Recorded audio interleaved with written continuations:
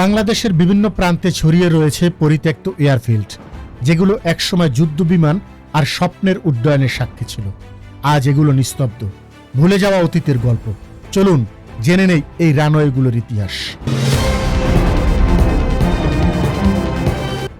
Tejgaon airfield. ঢাকার হৃদয়ে অবস্থিত তেজগাঁও এয়ারফিল্ড 1941 সালে ব্রিটিশদের দ্বারা নির্মিত হয়। দ্বিতীয় বিশ্বযুদ্ধের সময় এটি ছিল একটি গুরুত্বপূর্ণ সামরিক ঘাঁটি। স্বাধীনতার পর এটি বাংলাদেশ বিমান ও বেসামরিক বিমান চলাচলের জন্য ব্যবহৃত হয়, কিন্তু 1980-এর দশকে কুর্মিটোলায় নতুন বিমানবন্দর স্থাপনের পর এটি পরিত্যক্ত হয়। এটি ধীরে ধীরে হারিয়ে যাচ্ছে আমাদের মধ্য থেকে। শমশেরনগর এয়ারফিল্ড।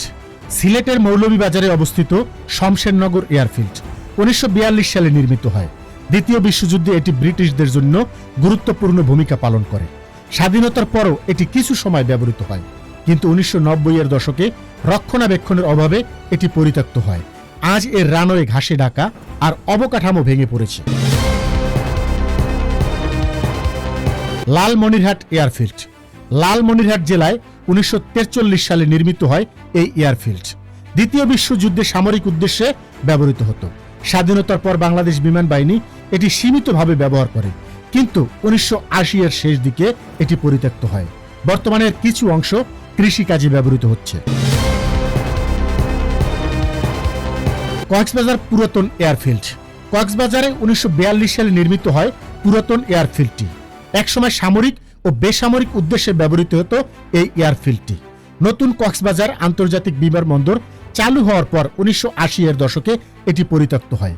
বর্তমানে এটি রক্ষণাবেক্ষণের অভাবে অকেজো, তবে জরুরি প্রয়োজনে এটি ব্যবহারের সম্ভাবনা রয়েছে। এই পরিত্যক্ত এয়ারফিল্ডগুলো শুধু অতীতের সাক্ষী নয়, বরং ভবিষ্যতের সম্ভাবনাও বহন করে। 2025 সালে ঢাকার মাইলস্টোন ট্র্যাজেডি আমাদের স্মরণ করিয়ে দিয়েছে, এই রানওয়েগুলো পুনরায় সক্রিয় করা গেলে ঘনবসতিপূর্ণ এলাকায় দুর্ঘটনার ঝুঁকি কমানো সম্ভব। পরিকল্পনা ও বিনিয়োগের মাধ্যমে এই নিস্তব্ধ রানওয়েগুলো আবার জীবন ফিরে পেতে পারে।